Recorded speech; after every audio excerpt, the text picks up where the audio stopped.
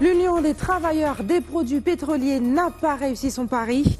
Après l'appel à la mobilisation lancé par le syndicat UTPP-UGTG, seules 3 stations ont fermé leurs pompes aujourd'hui sur l'ensemble du territoire. Le reportage d'ATV en ouverture de ce journal. La majorité des salariés du secteur de l'hôtellerie étaient en revanche mobilisés. Barrages filtrants, sitting devant les structures hôtelières. Ils réclament l'application des accords signés il y a 8 ans, le maintien des emplois et l'ouverture des NAO. Le lycée Carnot de Pointe-à-Pitre est-il livré à lui-même? C'est la question que se pose le personnel qui a décidé de se mobiliser devant les grilles de l'établissement. Il dénonce l'absence de décision devant les faits de violence et le caractère obsolète des équipements. Et enfin, nous le verrons, les professionnels de la viande et de la charcuterie étaient réunis à l'Université de Saint-Claude pour un séminaire pour la formation et les techniques de découpe. L'objectif des artisans bouchers, produire à la veille de Noël une viande locale de qualité. Bonsoir et bienvenue sur ATV Guadeloupe, très redoutée par les automobilistes. Les pénuries de carburant n'auront finalement pas eu lieu aujourd'hui. Après l'appel à la mobilisation lancé par le syndicat UTPP-UGTG, seules 3 stations-service ont fermé leurs pompes aujourd'hui sur l'ensemble du territoire. Le pourquoi de ce désaveu avec Nathalie Dinade et Moïse Dexter. Impossible d'accéder ce matin aux stations-service de marque Esso, au Rézé et à la Jaille et à la station Total Est à Petit-Bourg. Les employés affiliés à l'UTPP-UGTG se sont mobilisés. Ils réclament l'application des accords signés concernant l'accord Binot, la majoration sur le dimanche travaillé et l'application de la convention collective. Nous signons un accord avec le président des gérants et au PGS qui collait, qui amenait à faire diviser l'accord que nous signions avec. Et notamment nous en gérant qui récalcitrant, qui M. Chanlot, notre Usaïn. Il a refusé toute revendication à ces salariés-là qui est entreprise. Il a resté sur on accord de branche. Nous ne sommes pas d'accord. Total S à Petit-Bourg. On donne monsieur récalcitrant, il a pris pour un tout là, monsieur. Il a bafoué tous les accords que nous signons avec. Là, c'est ce qu'on attend tout le long de mon là. Une mobilisation que l'organisation des gérants de stations-service ne comprend pas. Les négociations annuelles obligatoires se sont bien déroulées. Un accord a même été signé. Aujourd'hui, nous avons 3 stations, et notamment celle du Rézé et celle de la Jaille, qui respectent de manière intégrale la convention collective. Aujourd'hui, je sais que le gérant octroie une prime d'objectif, ce qui est très bien. Il octroie aussi des chèques vacances. Il va même au-delà de ce que nous proposons au niveau de la prime de transport. Donc, je ne comprends pas. Celle de Petit-Bourg, c'est une station qui est en très grande difficulté financière. Le gérant se bat au quotidien pour pouvoir maintenir cette station. Et là aussi, je ne comprends pas la fermeture de cette station, parce que lorsqu'on la ferme, même pendant 2 jours, ça veut dire qu'on accroît ces difficultés. Du côté de l'organisation des gérants de stations-service, c'est l'incompréhension. Du côté gréviste, ils exigent l'application des accords de branche et d'entreprise. Et après le récent placement en redressement judiciaire de l'hôtel Salaco à Gosier, le message syndical aura eu plus de force dans le secteur hôtelier. La majorité du personnel était mobilisée. Il réclame que soient appliqués les accords Binot signés il y a déjà 8 ans. Reportage Anne-Elisabeth Artsen. La branche hôtellerie de l'UGTG était aussi mobilisée ce lundi dans les hôtels du Gosier. Si à l'hôtel Fleur d'Épée aucun barrage n'a été érigé, la mobilisation des salariés était importante. Aujourd'hui, on nous a dit, nous sommes dans un mouvement que effectivement que l'UGTG lancé et qui est relayé par le TH et l'UGTG aussi, dans l'hôtellerie que nous avons un peu de problème. Alors là, nous avons vu que au niveau de l'hôtel Fleur d'Épée, nous avons une revendication, mais on croit voir qu'il n'y a pas de barrage. C'est-à-dire que c'est pratiquement, uniquement 95% de personnel qui est dehors, mais qui est en conscience. Qui veut dire que tout le monde reste debout parce qu'il y a tout derrière tout mouvement de revendication. Alors c'est la noyée et c'est plus belle leçon que nous pouvons bailler au niveau de l'hôtellerie. Là, il y aura parlé de dialogue social. Là, nous avons prouvé qu'il y aura un dialogue social. Pour le syndicat, l'avenir incertain du Salaco laisse craindre le pire en ce qui concerne les autres hôtels du secteur. Alors c'est pour ça que nous n'avons pas envie de venir là. Quand l'hôtel Salaco, que les fournisseurs ont déposé et dossier au tribunal de commerce et pour l'hôtel Lavin, soit en liquidation, soit en redressement. Et nous avons répété que nous sommes en négociation, mais nous avons dit que nous payons la guerre. Nous payons la guerre puisqu'il faut faire comprendre qu'effectivement, client là, il faut penser à client, il faut penser à client. Nous pas penser à client là, mais il faut nous penser aussi au moment à nous. Et aujourd'hui là, nous décidons de penser en nous. Alors c'est pour ça que nous avons lancé un appel encore, puisque ça c'est un commencement, et nous disons depuis aujourd'hui là, si vous ne voyez pas embêter pour, puisque nous voyons couiller tout le monde, hein? Nous voyons couiller au niveau à ouverture d'un ordre de branche. Pas de monde pour parler de nous, pas de monde pour dire rien, mais nous attendons M. Charles qui a dit effectivement qu'il faut créer 1000 emplois pour 2020. Mais à rappeler, l'hôtellerie n'est au moins 30% à mon précarité. Alors déjà, il faut nous commencer à ranger conditions de travail et tirer le monde dans la précarité au niveau à l'hôtellerie avant de nous parler d'embaucher 1000 personnes. L'UTHTR-UGTG reste donc plus que jamais mobilisé, notamment en ce qui concerne la reprise des négociations annuelles obligatoires et le respect de l'application de la convention collective des hôtels de Guadeloupe, et n'exclut pas de poursuivre, voire même de durcir le mouvement dans les prochains jours. Une nouvelle étape dans ce mouvement après le barrage filtrant pour les touristes mis en place à l'hôtel Creole Beach ce matin. Et puis en Martinique, le personnel de la clinique Sainte-Marie est entré en grève aujourd'hui. Les agents mobilisés dénoncent leurs mauvaises conditions de travail, des conditions d'accueil aussi pour les malades déplorables et aussi des versements de salaire très souvent en retard. Ils ont barricadé l'accès à l'établissement aujourd'hui. Reportage à Lizzie Dutran, Guy Raphaël, René. Là, on doit chauffer de l'eau tous les matins avec ça. On a 27 patients. On doit chauffer de l'eau pour les laver dans des cuvettes au XXIe siècle. Et ça c'est la tapette pour attraper le rat qui court dans les services. Des conditions d'hospitalisation moyenâgeuses. Nicole, aide-soignante depuis 20 ans en cardiologie, les déplore également. Manque de matériel adapté, chambre vétuste. Pour elle, la santé des patients et celle des soignants est mise en danger. Nous avons une télémétrie, ça fait au moins des années qu'elle est en panne. C'est un appareil qui sert à poser sur les patients et ça sert à suivre les battements du cœur. Les patients sont obligés de rester dans la chambre enfermés par la chaleur parce que le BVT ne s'ouvre pas. Nous avons un lit au 105 qui ne monte pas. Il faut se baisser pour faire le lit. Vous vous rendez compte? Baisser tous les jours pour faire le lit. Le dos, ça prend un coup. À en croire les salariés, cette situation ne date pas d'hier, mais remonte à 2006, lorsque le groupe Capa Santé reprend la direction de l'établissement. Lors du dernier mouvement de grève des agents, en février dernier, un protocole d'accord avait été signé entre les deux parties, mais les engagements ne seraient pas respectés, notamment au niveau du versement des salaires. Nous avons un protocole qui était du 28 de chaque mois avant 9h, pour que la paye puisse arriver au moins sur les comptes le 30. Nous avons toujours des retards récurrents du salaire. Comme par hasard, on est payé à temps. Parce qu'il y avait un préavis. Alors peut-être qu'il faudrait déposer un préavis tout le temps. Et nous avons l'impression que vraiment cette direction se moque constamment du personnel. Du côté des usagers venus consulter aujourd'hui, l'inquiétude grandit également. Malgré la mise en place d'un service minimum, ils ne savent pas dans quelles conditions ils pourront être soignés. Et pour certains, il y a urgence. Cardiologie, je ne peux pas attendre encore.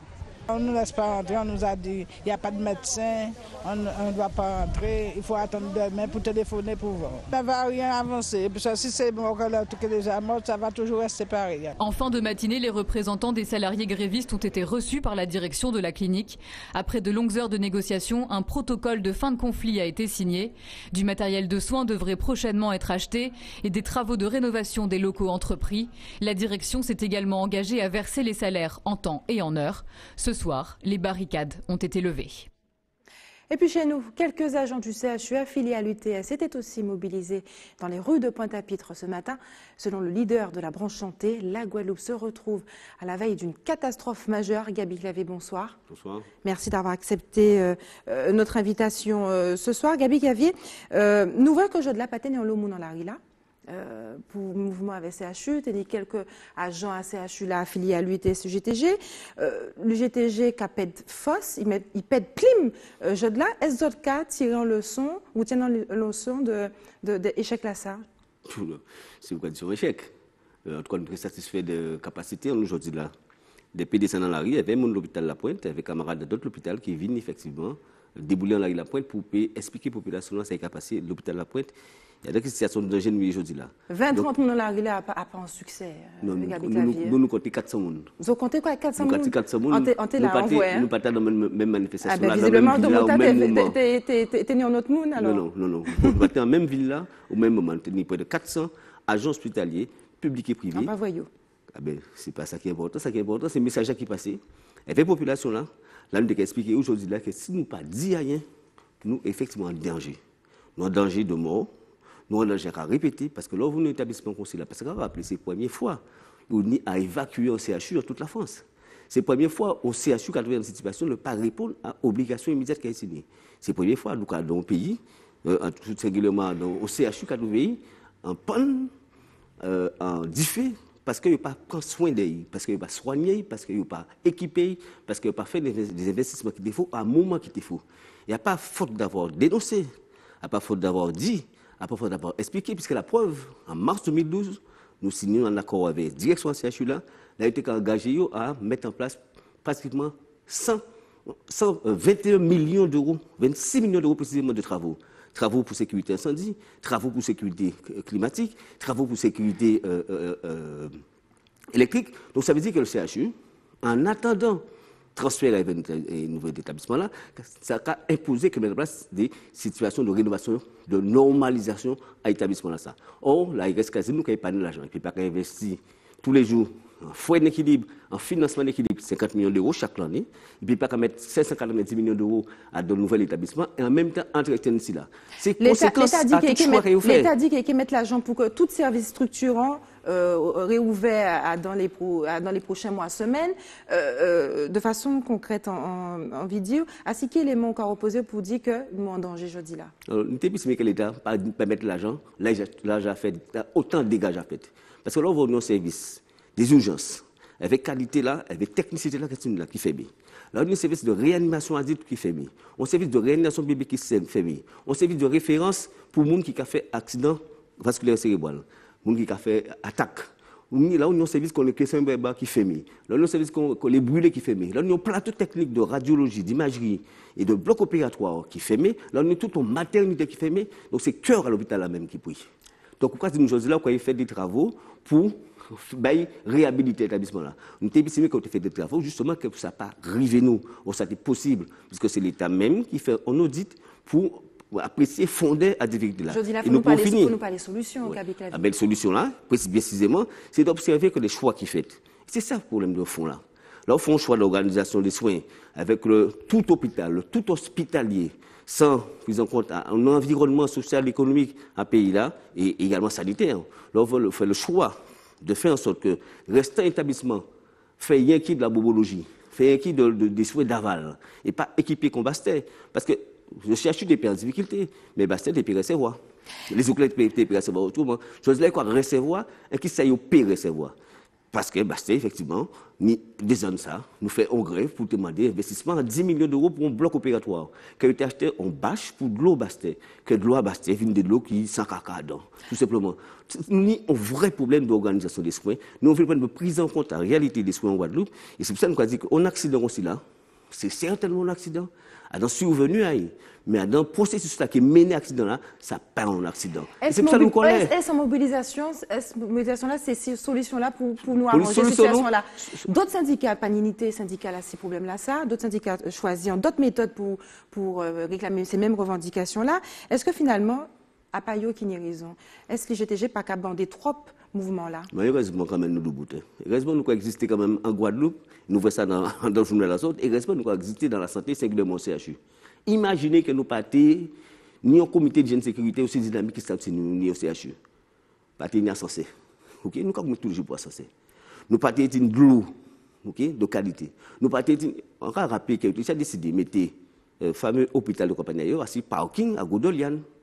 À près de 10 km du CHU, à nos zones totalement embouteillées. C'est parce que nous les Gaolé, il y avait personnel à l'hôpital là qui a décidé de mettre effectivement au CHU. Alors, ça dit qu'il fait choix d'organisation à eux. Mais ça, nous a dit, je dis là, c'est que mobilisation, engagement, qualité à mobilisation, travail au CHU, singulièrement militant lutter sur CG, qui a préservé nous de plus de catastrophes. Et ça qui est important pour nous. Nous avons un rôle en nous, nous avons fierté et engagement militant en nous. Et c'est ça qui a caractérisé le GTG, c'est caractérisé justement le syndicat. Alors pour finir, c'est la catastrophe. C'est la catastrophe, parce que c'est ça qui est important aujourd'hui là. Sans faire du catastrophisme, sans encore une fois mettre mon paix. Mais nous avons dit que... Là, on a dit que Guadeloupe est mort, ça a fait mon paix. Non, mais attends, mais Guadeloupe est mort, on a répété. Parce qu'on a répété, on a 3 établissements publics de santé, Saint-Martin-Puy, de référence médecine chirurgie obstétrique, qui est dans 3 territoires de santé, Saint-Martin-Puy. Bastet, pas bon. Nous savons tout ça pourquoi. Et CHU brûlé. Quelle carité? Carité en qui des lits d'aval. Et des établissements privés, qu'on a produit clinique, qui tout préfermé maternité, qu'on les éclaire, qui ont un paquet de difficultés de qualité également, et d'équipement, quelle carité? En RMCO, parité ailleurs. Des EHPAD, des infirmières à domicile, des hospitalisations à domicile. Gabi, donc, un système de soins, ça nous a dit, ça nous a exigé de l'ARS, qu'elle prend en compte réalité sociale, économique et sanitaire, au niveau sanitaire, la population là, ça, le pays là, ça, pour y mettre en place des organisations de soins, des processus de soins, des équipements de soins, des structures de soins qui garantissent d'une part, on a accès régulier aux soins, mais on a accès permanent aux soins. Mais ça possible, ça possible. Et c'est simplement qu'ils considèrent nous autrement. On n'a pas considéré nous autrement, puisqu'il y a dans les ratios nationales en termes de rentabilité, des ratios nationales en termes de performance, des ratios nationales qui ne sont pas prises si réalité en nous. Gabi, tu avais une dernière question. Demain, c'est agent à Pôle emploi qui joint le mouvement là, grève là. Qui a intérêt à grève là, ça? Ah ben, c'est son service public, justement, comme nous avons fait dans l'éducation nationale, comme nous avons fait dans le transport avec grève qui a fait aujourd'hui la Caroudis, comme nous avons fait demain à Pôle emploi, comme nous avons fait dans l'hôtellerie, on ne peut pas kagoumer nous ça là constamment pour accord qui est déjà signé, pour combat qui est jamais lié, pour les problèmes qui est déjà réglé, application de la convention collective, application de la loi, application des accords d'entreprise, respect du service public, mais c'est ça le fondement de tous ces mouvements là. Est-ce que papa que chaîne l'a pété? Vous savez, le mouvement syndical qui a existé depuis des années en France, en Guadeloupe et dans tout le pays du monde, il reste le mouvement syndical en tant que contre-pouvoir, capable encore une fois, je dis là, être aussi vivace. Parce qu'imaginez, à répéter, qu'elle ne pas été pédie ailleurs. Nous avons mangé caca, vous savez ça. Merci Gabi Gavé pour venir au cela. Merci. Nous allons continuer le journal là. Le lycée Carnot de Pointe-à-Pitre est-il livré à lui-même? C'est la question que se pose le personnel qui s'est mobilisé ce matin devant les grilles de l'établissement. Il dénonce notamment l'absence de décision face aux faits de violence, là, leur répétition. Le détail tout de suite avec Linda Kayarsi. Tous ensemble contre l'insécurité dans et aux abords du lycée Carnot, les enseignants font front commun. Beaucoup d'actes de violence qui ont existé par le passé, mais qui se sont intensifiés ces derniers temps. Nous sommes toujours en train de séparer les bagarres entre les élèves et nous sommes l'objet d'insultes et victimes de menaces de la part des élèves. Donc nous voulons que cela se sache au grand jour et que des mesures soient prises pour nous permettre d'exercer notre travail dans la sérénité. Un déficit sécuritaire qui a de lourdes conséquences pour la communauté scolaire, c'en est trop. Une délégation a par ailleurs été reçue ce matin par le rectorat. Nous avons une délégation qui est en ce moment qui est reçue en ce moment par le proviseur, des personnes qui viennent du rectorat et éventuellement de la région, parce que nous avons des problèmes qui dépendent du rectorat, notre autorité de tutelle, mais aussi de la région aussi, par exemple des problèmes d'informatique. Nous sommes aussi reçus par les personnes de la vie scolaire au niveau du rectorat pour régler des problèmes qui se posent dans la gestion même des élèves dans la cour, pour éviter éventuellement les bagarres, les choses comme ça. Après plusieurs heures de discussion, les enseignants sont repartis sereins. Quelques pistes ont été évoquées, notamment la mise en place de séminaires et de formations pour les élèves et le personnel, afin d'améliorer le climat scolaire. Cet après-midi, une réunion s'est tenue avec le proviseur de la vie scolaire du lycée Carnot, afin d'aborder ces actions préventives. Et restez sur ATV Guadeloupe dans quelques minutes. Nous le verrons, les artisans bouchers de la Guadeloupe qui travaillent à offrir justement, à vendre une viande locale de qualité pour les fêtes de fin d'année. Et puis l'idée d'une cigarette électronique au cannabis fait son bout de chemin, nous le verrons. De l'eau, de lait infantile premier âge contaminés au salmonelle ont été retirés de la vente en Martinique. Si aucun bébé n'a été contaminé chez nous, une vingtaine d'enfants ont déjà été recensés dans l'Hexagone. Reportage Alizé Lutran, Guy-Raphaël René. Dans cette pharmacie de Fort-de-France, sitôt l'alerte sanitaire enclenchée, les produits potentiellement contaminés ont été retirés de la vente. Nous avons procédé tout de suite au rappel des lots et le fournisseur, celui qui nous les fournit, le reprendra. Pour ce qui nous concerne, ce sont dans notre pharmacie, ce sont les laits Pico, d'accord, Pepti Junior, premier âge, sans lactose.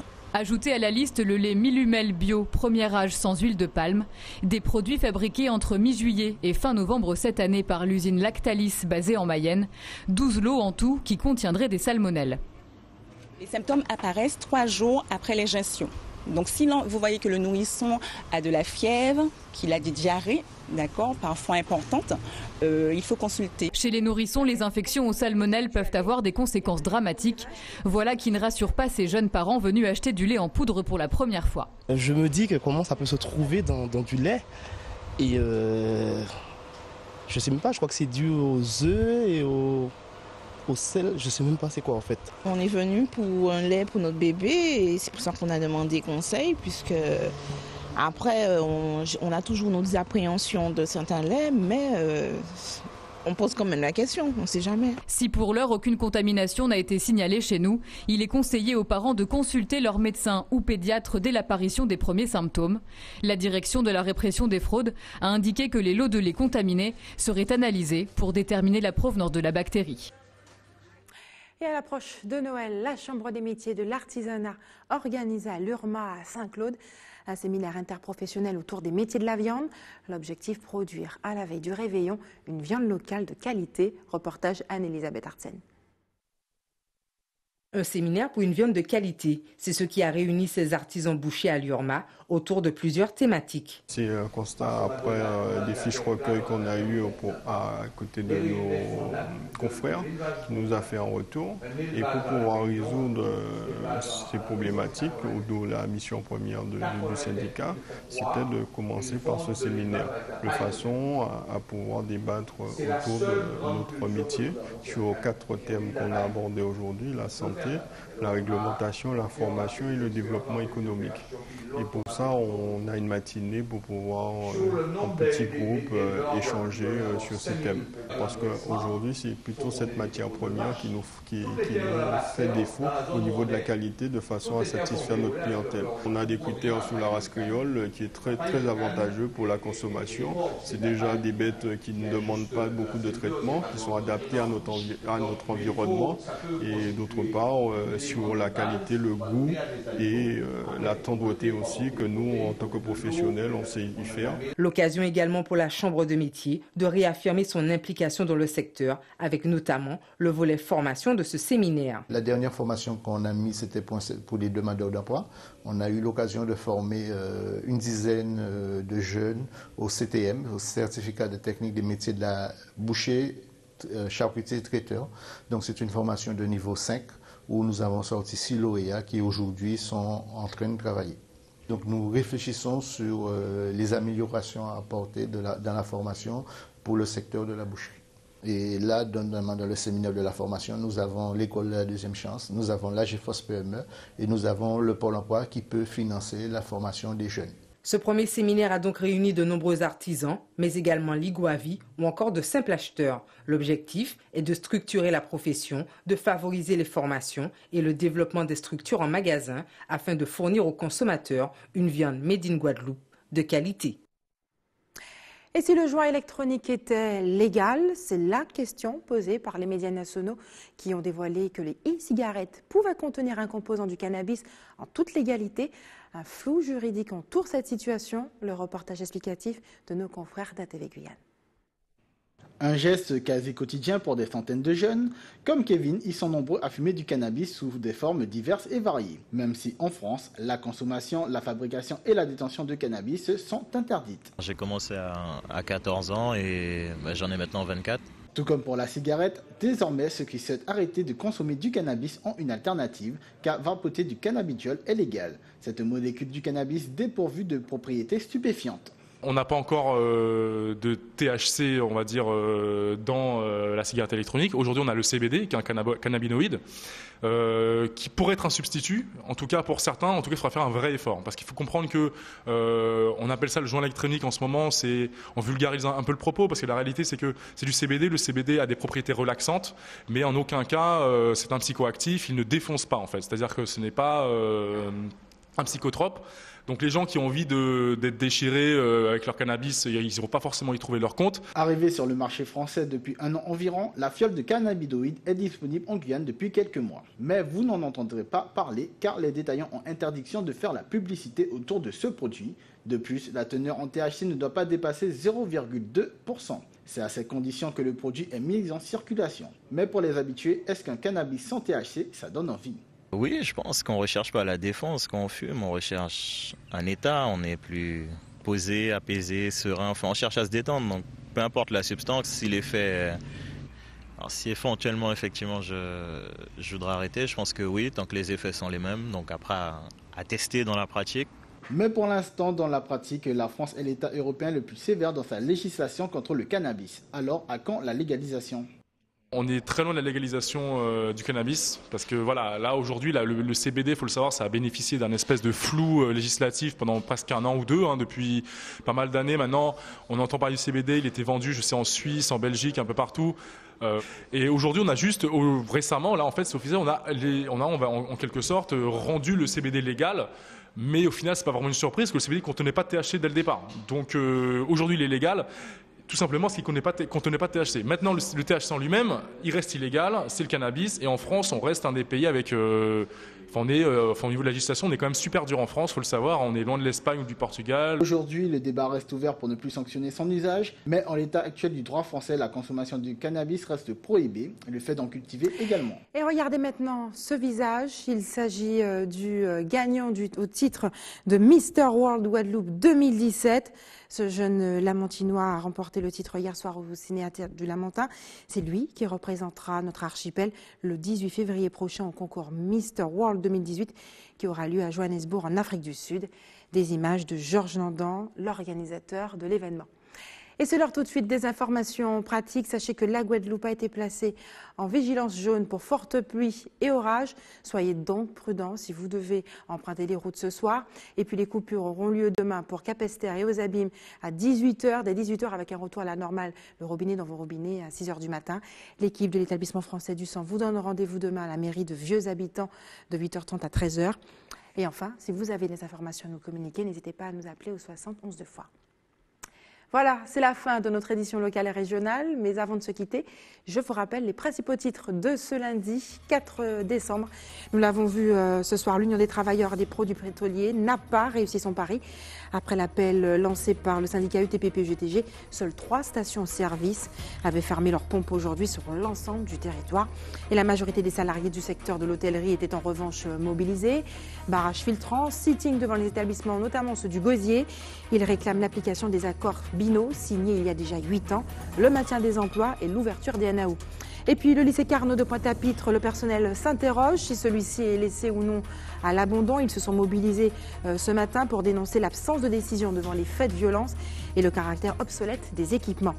Et enfin, les professionnels de la viande et de la charcuterie étaient réunis aujourd'hui à l'université de Saint-Claude pour un séminaire pour la formation et les techniques de découpe pour offrir une viande locale de qualité. Merci d'avoir choisi ATV Guadeloupe. Je vous souhaite une excellente soirée. On se retrouve demain à 18h40.